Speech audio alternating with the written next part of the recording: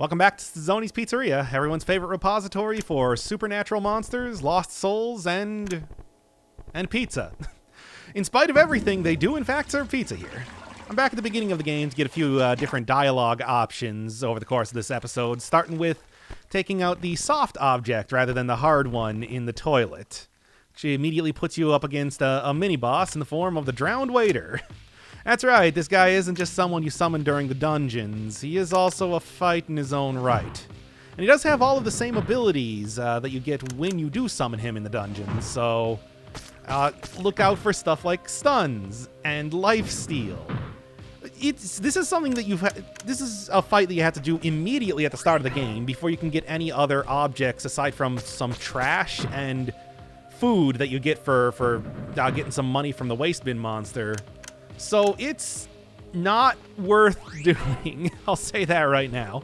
The only thing that you actually get from fighting this guy is, I think, $75, and you're already probably spending most of the money that you got from turning in trash just trying to survive this in the first place. The waitress would be a good option here, except she doesn't have her best ability, the one that allows her to eat trash, so it's really just, use as much food as possible and then use the dishes for her skills. I think something like the delivery boy who has a skill that uses food would probably be a better choice, but you don't really get to choose what sort of character you start out with. It is rough, especially because when you don't have permanent markers, you do miss like 75% of hits. And with the waiter just constantly draining your health, it's rough. You just take the key and leave. That's what I would say. Well, anyway, the other thing that I noticed when I restarted the game is that each one of the tiers of missions that were going to be included in the game, but only actually got included in the alleys, do have proper names. Specifically, the short ones were going to be called strolls, the medium ones were going to be called investigations, and then the boss missions, the longest ones, are going to be called exterminations. Which I guess is something that was originally intended for each one of the wrong turns, but then got cut for... Because I think specifically this is like a one-man development team, or at least a very small development team. And I can kind of understand wanting to maybe like lower the ambition for the game a little bit. There's so many indie games out there that get demos and then never get finished up, that I think that a lot of those decisions were probably just a result of, hey, there's only so much we can do if we want this game to come out within the next century. That said, if they do ever decide to make like some sort of follow-up or maybe even just a remake of No Delivery, I would like to see some of this stuff get added back in. If this game turned into, like a proper Darkest Dungeon, like I keep comparing it to, sized game, I would like to see that. But as it is, it's still a pretty fun short experience by itself. Definitely worth checking out. All right, finally decided to get into the kitchen here. I mean, you can do it pretty much as soon as you can buy a broom from the vending machine, which is at the start of the game. I just chose not to because, well, I'm kind of like systematically tackling each one of the dungeons. You can go back and forth, like abandoning dungeons halfway through and everything, if you don't feel very confident in your ability to finish them. But I like kind of like, introducing one and then finishing it. The ball pit was the only exception, and that's because I was doing it live. And more FNAF references. They appeared back in One Night at the Steez, too. As well. I guess this would technically be One Night at the Steez, too, but you know what I mean.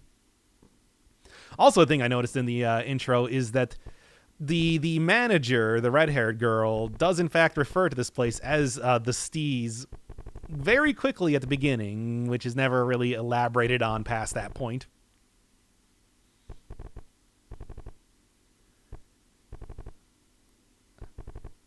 And you can press the red button if you want, but I'm not going to.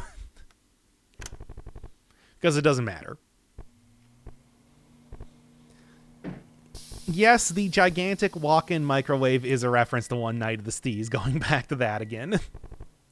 This is where you fought the optional super boss, the Rustled Chef. And in fact, the entire thing that you do with this guy is just a wholesale reference to that fight back then. Getting him a paper bag to put over his face, and yeah, you'll see eventually. It's still kind of questionable as to I'm not entirely sure if this is supposed to be a sequel to One Night at the Steez, or if it's just supposed to be a spiritual successor, and you might get like a little bit more insight on the origins of the characters if you played the original game, but it's all kind of weird. Well, anyway, much like the characters that you find in the waste bins that are asking for money, you can also feed this guy food until he gives you a business card. Yeah. By the way, I cut out like feeding him 4 more times because it's the exact same dialogue. Which that'll get used later on. I mean, you might have seen that you do have the ability to do outside calls in the lobby, and that does include the number that you find on that business card. What are the goods he's delivering? I don't know. I mean, the thing is, you'll see eventually that they don't actually get food delivery for reasons. But maybe it's just refilling like the vending machines, or maybe it's something more sinister. As always, like I was saying before, it does seem like the employees of this place are maybe not the most trustworthy. I mean, it was one of the things that I was wondering, with the way that each one of the employees was covering both like night and day shifts and, don't seem to care at all. I was wondering if these were just like, puppets being controlled by whatever sort of malevolent or even benevolent entity that controls this place. That was doing something like that. I don't know. But it does seem like they are actually people, especially talking to that guy in the car. And talking to the Showtime puppet and everything, too. That said, I mean, it doesn't seem entirely out of the realm of possibility with the way that Stizzoni's works, just in general, though.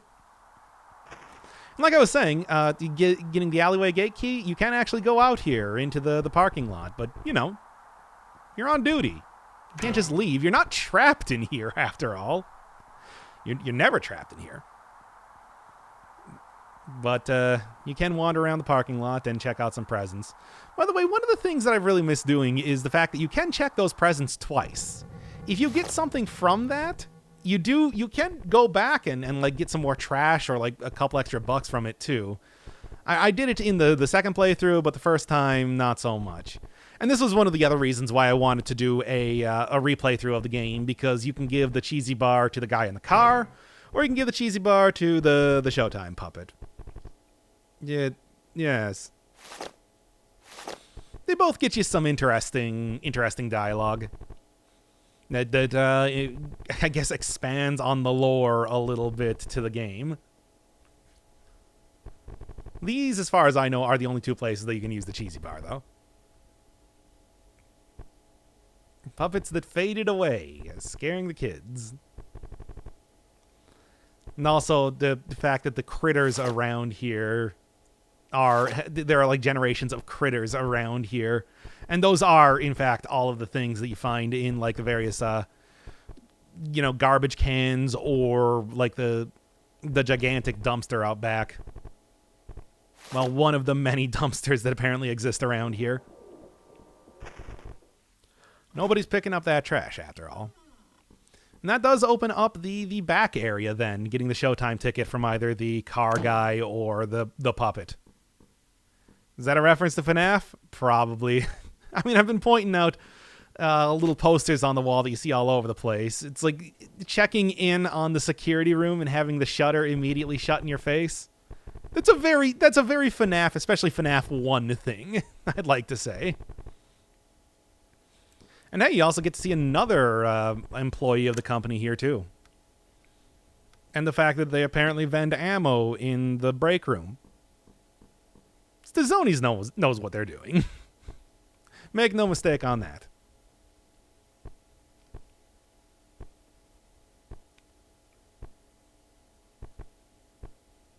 Great.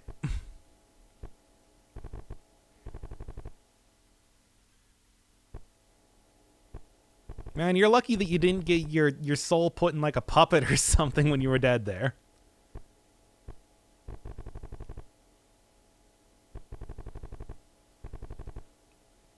I mean, it's either play hooky or play dead, as you'll die going just about anywhere in this place.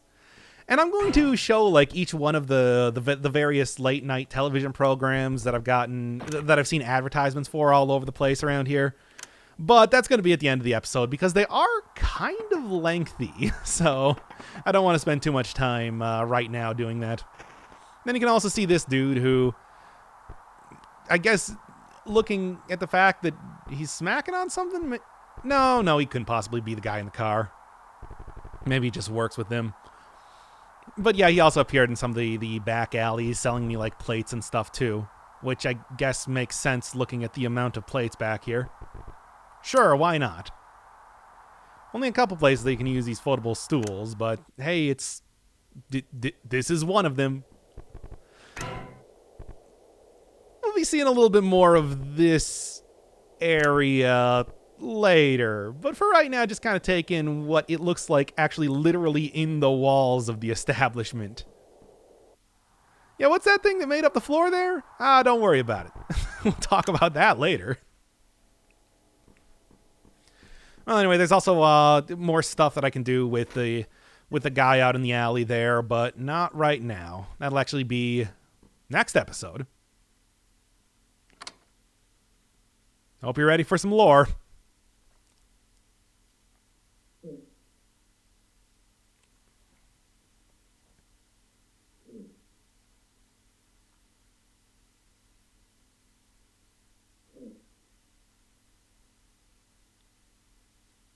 Yeah, and that does seem to put a pretty obvious implication on the fact that you're no mere employee. You are here to be, searching around and, doing the exterminations, as well as just kind of like, finding out some stuff about the history of Stazonis and what the whole deal is. Also, there's that word again, the charade ahead. The character that takes your severance fee when one of your employees dies and gives you money if you don't have enough to cover it also refers to this entire thing as the charade for the child. Gonna get some answers on that? Maybe. But for right now, what I'm gonna be doing is going all the way back to the kitchen because there's gonna be a wrong turn in there. This apparently was actually, according to the developer, the last one that was actually developed. The freezer. Thanks to its massive size and stock, Pizzeria had no need to rely on any form of food or ingredient shipment. Okay. Why not? Well, anyway. This is like one of the last ones to get developed, and you can kind of tell because it doesn't quite have as much content as some of the other dead ends. It does have an awful lot of the paper-bagged chefs that you see around here, though, as well as just meat growing from the walls. Yeah. I just wanted to see there if, like, actually just using the ammo, since I got so much of it, did anything. I don't know, maybe just throw bullets at them. It was apparently originally supposed to be a mechanic in the version of like Devil May Cry, or the version of Resident Evil 4 that eventually turned into Devil May Cry. They gave Leon like the ability to throw bullets at enemies. Maybe? I don't know. No, it's nothing though. And in fact, that actually became that knowledge became useful later on for well, killing some of my employees, firing some of my employees out of cannon into the sun, so they're dead. to get some of the bad endings for bosses. But, you know, I kind of skip around that, so you don't really get too good of a look at it. Yeah, the freezer is mostly uninteresting. It's using a lot of the same assets that you saw used in the kitchen. The the enemies, though, are interesting. I guess the Zonies also has a tendency to hire joy mutants around here. Sure, why not? And attacking the flesh pustules on the wall. Yeah. Also does do damage to the major enemies too, which is kind of nice because they do tend to go into a counter-attack stance, which is frustrating. You also want to get rid of them because they poison you too, which is, yeah, very dangerous, and nearly got the waitress who has seen herself through 3 major exterminations killed right there. That was frightening. But hey, that's why you got takeout. All right. So yeah, there's actually, I think I only have like one other new type of encounter that you find in this area, period. It is like I said, apparently like the last one that was created and had a bit more minimal content comparatively. I think it's also entirely optional too, since the major prize you get out of this is just something to help out the chef you killed in the walk-in microwave. Again, a thing that existed in the first game. And then, yeah, alternate playthroughs mean that I get alternate characters. Finding living pizza boxes around here. I don't know. And as always, the boss is just one walk up to whatever it is you're fighting here.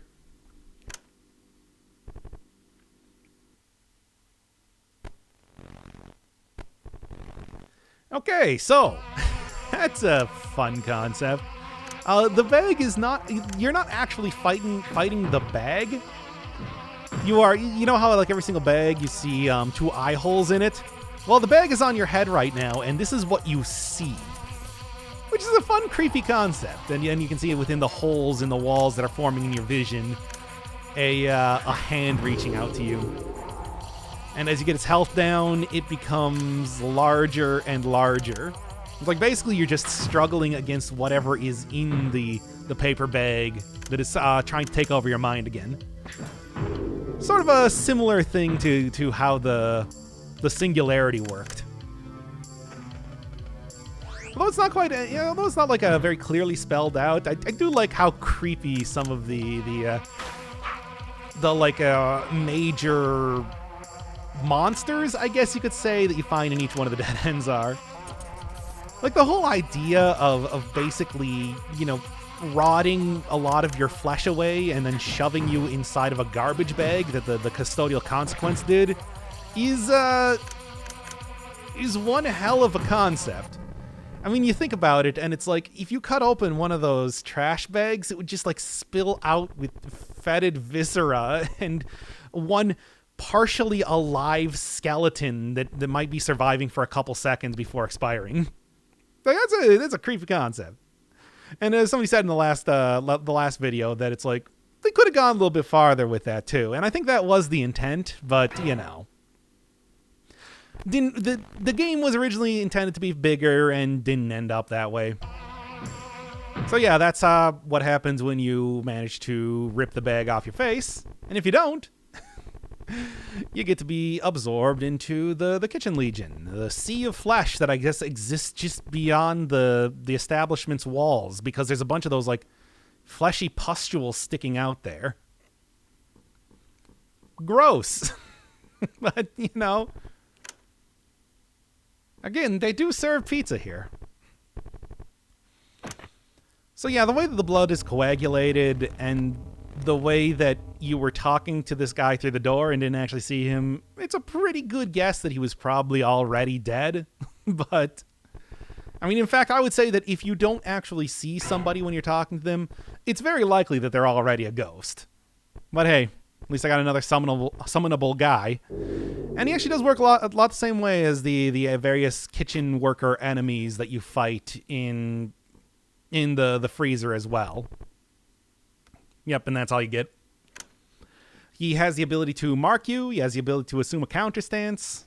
And being basically the Russell chef from the first game, he does also have, like, reference losing his spatula and everything, too, which is in that game.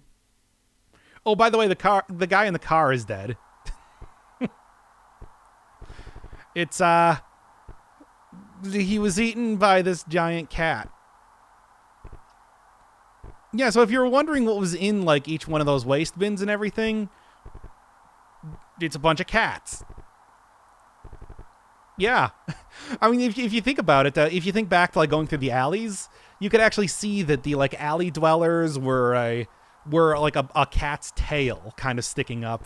And that's also why they had the ability to hit you with the move hairball. It was actually pretty well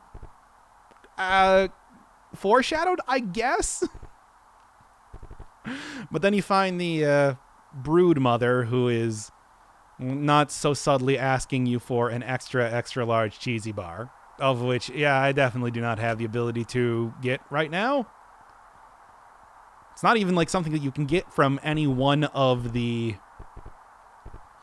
major wrong turns that you encounter. That's going to be like end game type of thing. And in fact, the whole thing about, like, going into the porta potties does have more meaning than you might think, but each one of those is, well, locked or blocked right now. It's weird.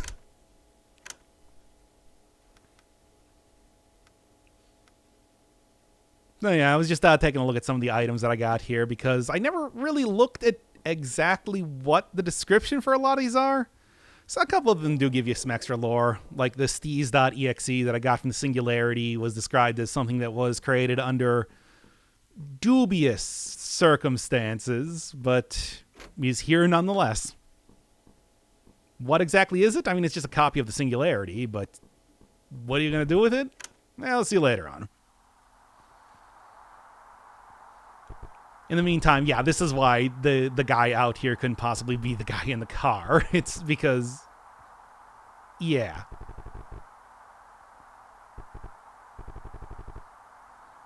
Well, you're the last guy after the dude in the car died. Got eaten by a cat.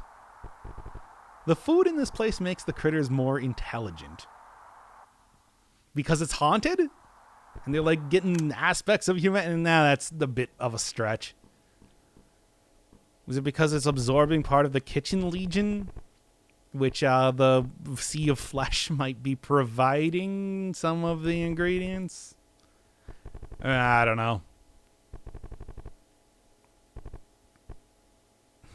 Yeah. You'll see that a little bit later on. And like I said, I did... I'm going to save the late night television for the end of the episode. It is going to be like 10 straight minutes of just that, by the way. And making some phone calls. Yeah, I thought this would immediately throw me into a wrong turn, but nope. You do need to use the folding stool. This is, I think, actually the last place to use the folding stool, and also the last of the FNAF characters appearing on a thing. There's Foxy.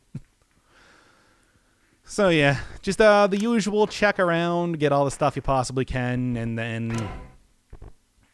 This is, like I said, the last major wrong turn before we get into the very weird end game.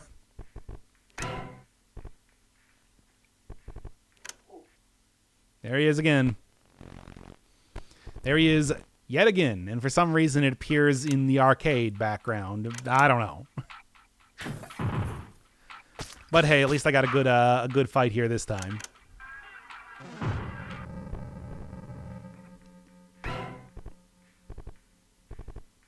Can always use more pop rocks and everything. Does good damage. Why is this under a spotlight, you wonder, but I'm not even going to question anything they do around here anymore. It's ridiculous. You know, I also fighting some of the balloons again. They do all have the same name as the ones they had corresponding to the colors in the original One Night at the Steez. Although the name of Frisky Balloon for the green one doesn't make any more sense now that it no longer has the face from the Undertale character. So, talked before about FNAF references. You ready for some real FNAF references? Oh, when before I forget, yeah, it does seem like whatever the weird mask thing that was talking to you before you entered this area is continuously talking above the stage when you're entering it. I don't know. Yeah, because it's not just animatronics, but it's endoskeletons. It's endoskeletons that have one very specific, very obvious FNAF reference move.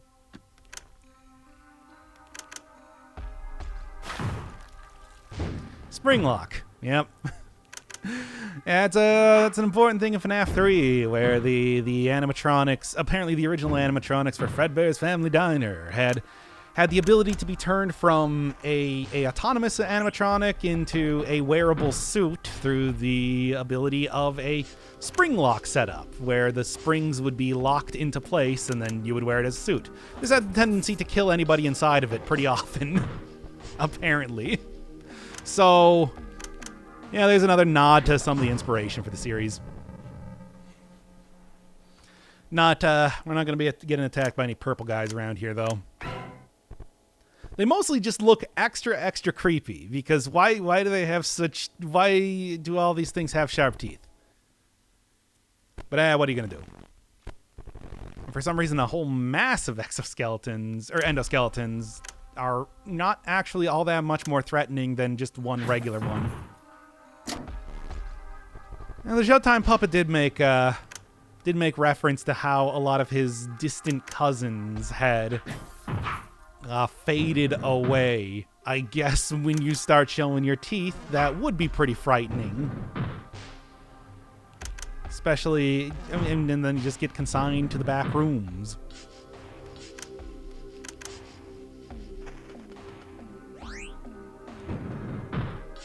You know, it is a real grab bag if you actually get any one of the summonable characters during your time here. Even though you have 12 encounters, sometimes you just don't get anybody.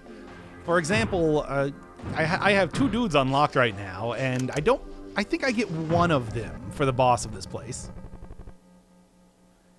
Getting a bunch of batteries. Yeah, each one of the areas gives you a different type of collectible. Ticket tarts, which heal you and give you 2 tickets in the ball pit. What is it? Batteries in here. There's Russell Chef. There's given his trademark line from One Night at Steve's. Yeah, dishes in the freezer,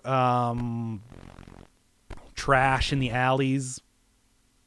It's a way to refill on some of your stuff, but it's not really that big of a deal because, you know, all you really need is just a bunch of sodas and permanent markers, really, especially after you get the sentient frisbee. So yeah, I actually get like a revive here too. But the ability to just kind of get marks, because marks are so important and help so much. How do you miss a mark? I don't know. Yeah, it's like are so important. It's just like make the Russell Chef maybe the best of the recruitable characters you can get. Especially because one of them is going to take until like super end game to even see in the first place. So yeah, this is a familiar sight. This is actually the puppet that appeared in the vent system from One Night at the Steez 2 that attacked you.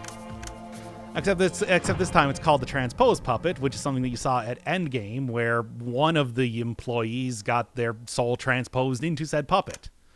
A lot more threatening this time, because in the first game didn't even try to attack you, being freshly transposed.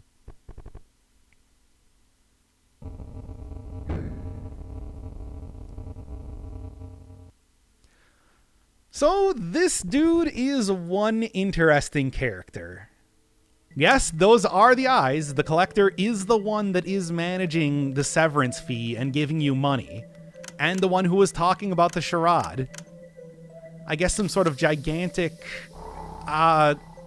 puppet that exists backstage. But there's a question, I mean, it's also like a lot more intelligent compared to the rest of the bosses for each one of the wrong ends that you find. But it is definitely still a gigantic animatronic. Has like a spring lock ability. It has like something called the Encore. Why is this guy managing the place. It doesn't seem like... I don't know. The Collector definitely has a lot more lore... like, lore reasons for being in the game compared to... I mean, even, like, the severance fee is abolished after this.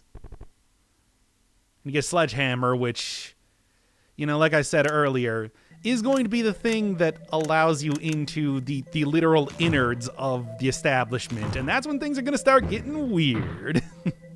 You might have seen a whole bunch of, like, cracked walls and everything around, and that's exactly why you have the Sledgehammer to deal with that.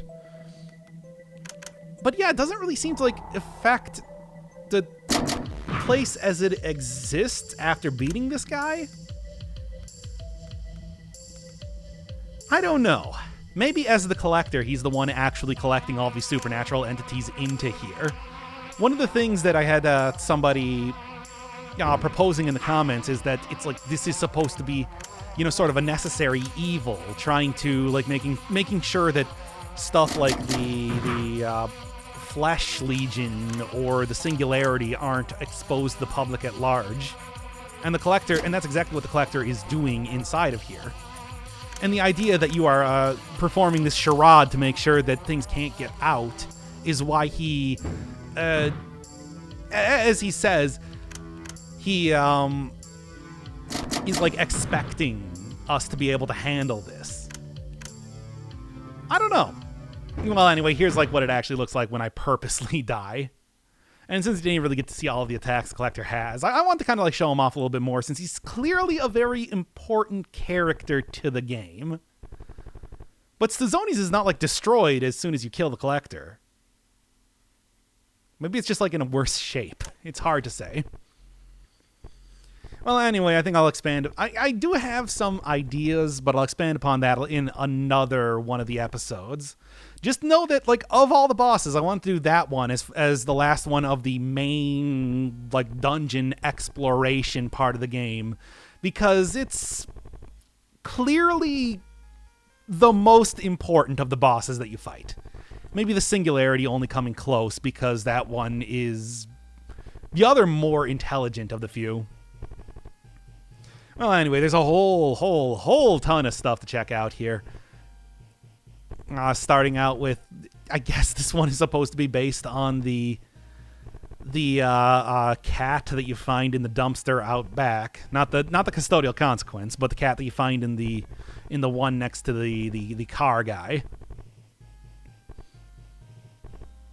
Also, I suppose, being the result of a lot of the other deaths of guests or employees due to his voracious hunger.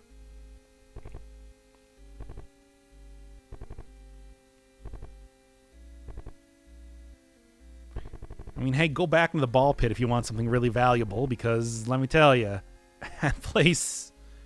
I mean, it allegedly does have stuff in there, but it is also it does have a lot of impossible space going on, as the ball pit monster apparently made it basically endless. Yeah, I don't know. By the way, for some reason, when I went through it the first time, the one you actually saw on video, I didn't get nearly as many of the ball pit areas as I did, like, in subsequent ways going through there. You know, like with the waitress to actually beat it, or on the second playthrough. Because the ball pit areas are kind of a big part of the playground, being that, you know, you can't actually run on there. So it's kind of like a unique area in that way. And then you also get, like, chased around by, like, the ball pit monster as it tries to find you.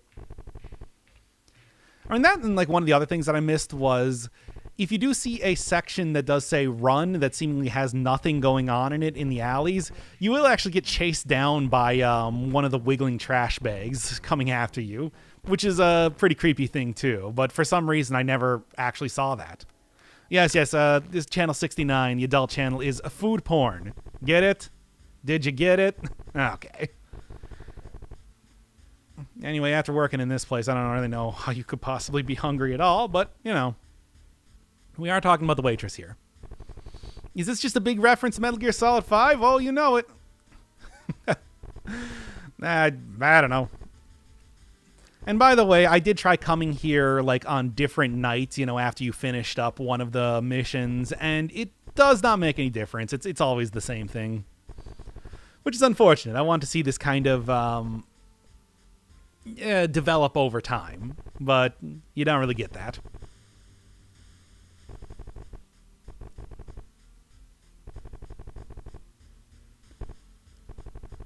You miss the whole part where Big Boss and Kazuhira were both naked and beating up each other in the shower during Peace Walker. Maybe one of my favorite bits in Metal Gear history. Also finding out that Big Boss still believes in Santa Claus.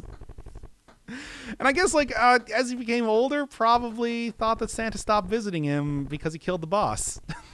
Which would be very much in character. That's some good stuff. You also get to hear David Hayter trying to speak French. Peace Walker is a better... It's a very fun game lore-wise, not so much gameplay-wise. I actually genuinely really like that game. Love Deterrence is one of the worst and best things to happen to the entirety of that series.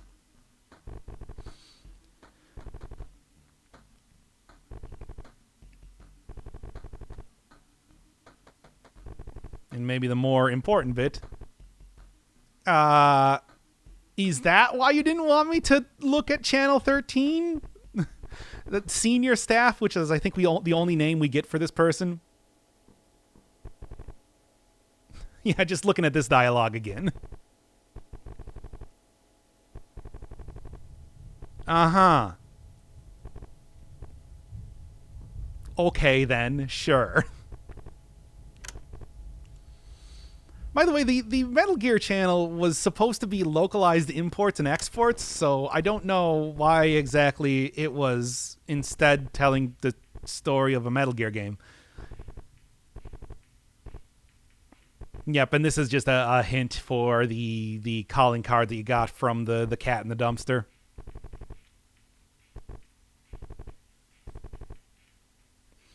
I don't think I'm going to make it that far.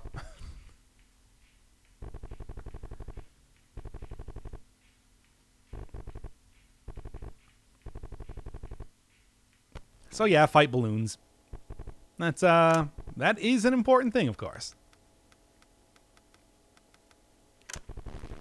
Then finally, we get a rundown of some of the more specific aspects of the game, like how the stats work or some of the status effects.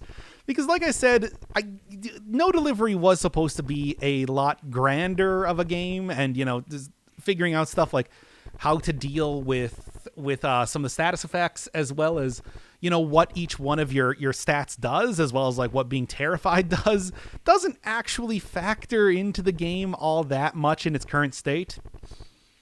It's one of the reasons why I would really honestly like to see a remake or like a remaster of this game that added in a lot of the content that might have been pitched out. I mean, I get that it's like, ultimately you might have also gotten rid of a lot of this because of, it's just kind of repetitive.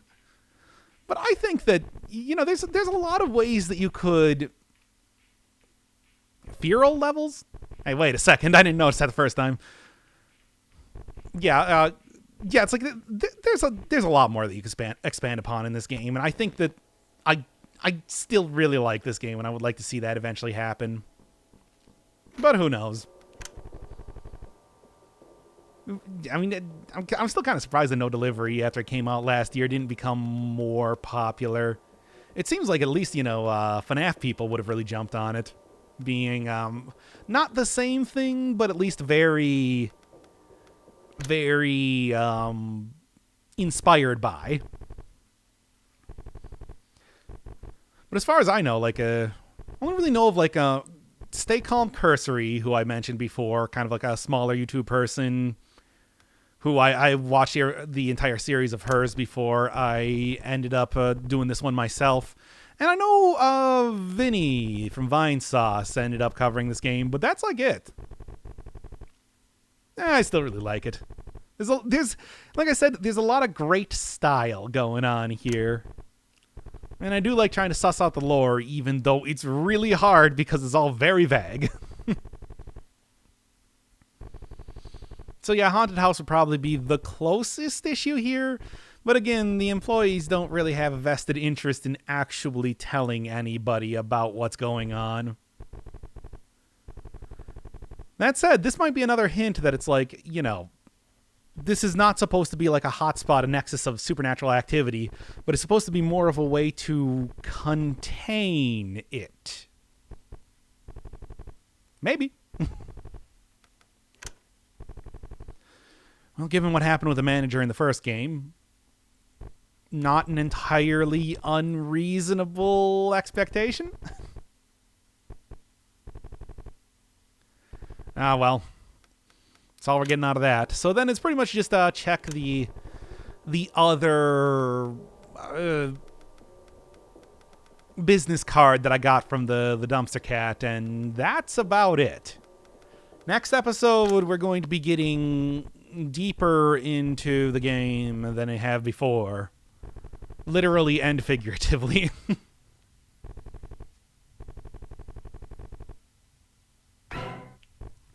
Yeah, $100 is nice. It's not that important. And then just for completion's sake, I did call it one more time to see what happened.